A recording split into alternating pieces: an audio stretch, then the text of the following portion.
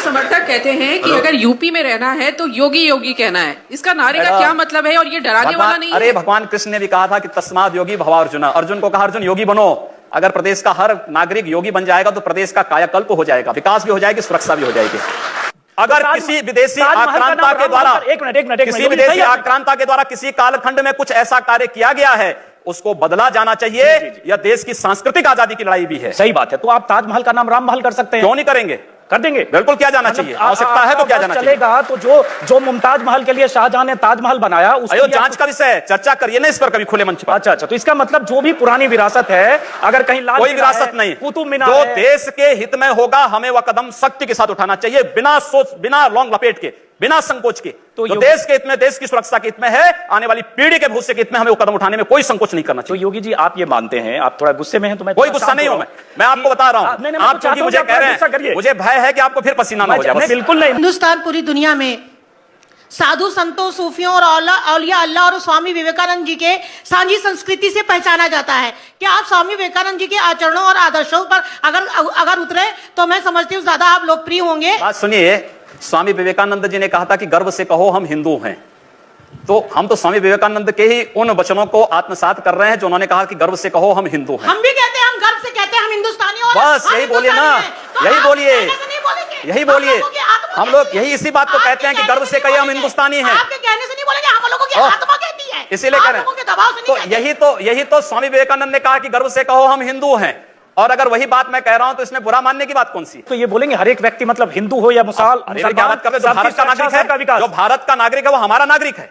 उसमें जाति मत और पंथ कहां की बात आती है? अरे मैं सनातन हिंदू धर्म का उपासक बदलना चाहते हैं, सनातन हिंदू धर्म का उपासक हूं। सर्वे भवन्तु सुखिनः और सर्वे सन्तु निरामया की बात करता हूं।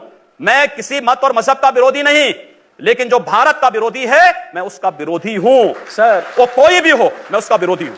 योगी जी ठीक है, तालियां बजाइए आप लोग। योगी जी, उर्दू बाजार को हिंदी बाजार बताना या बदलवा देना, उर्दू हमारी पहचान हिंदी से है या उर्दू से? मैं आपसे पूछना चाहता हूं। आप फिर मुझसे उर्दू में ही पूछिए। मेरी भाषा हिंदी है, मैं उर्दू नहीं जानता हूं। तो फिर वहां के लोग भी हिंदी जानते हैं, मैं तो हम हिंदी के नाम पर क्यों ना नाम रखें? और स्वाभाविक रूप से दंगा होगा, एक पक्षीय मार शुरू होगी तो दूसरा पक्ष हाथ पे हाथ धरा हुए बैठे नहीं बैठ सकता। चलिए वो काम सरकार का है, लगातार हुई। ऐसे हालात अगर कहीं बनते हैं उससे निपटने की जिम्मेदारी मैं फिर कर रहा हूं सरकार की है। जब सरकारी निकम्मा हो जाएंगी तो जनता को खड़ा होने का अधिकार नहीं होनी चाहिए। जनता को खड़ा होने का अधिकार है, अपनी सुरक्षा के लिए जनता को भी खड़ा होने का अधिकार है। सरकारी निकम्मी हो जाएंगी तो इसका मतलब जनता को उकसा रहे हैं? उकसा नहीं रहा हूं, अपनी सुरक्षा के लिए उनको सावधान कर रहा हूं, जागरूक कर रहा हूं। जहां पर बहुसंख्यक समाज को मारा जा रहा हो या उनको पलायन करने के लिए मजबूर किया जा रहा हो, स्थानीय राज्य सरकारें निकम्मी होकर के इन सब बातों की अनदेखी कर लें, अनसुनी कर दें, तो फिर वहां पर पब्लिक की जिम्मेदारी क्या बन जाती है? मुझे तो लगता है कि आपका वक्तव्य ऐसे लगता है जैसे आप चाहते हैं कश्मीर की तरह सब लोग पलायन करके भाग जाओ। जी नहीं, मैं सरकार ढूंढो, मैं सरकार और सिस्टम को तोड़कर कोई आदमी कानून अपने हाथ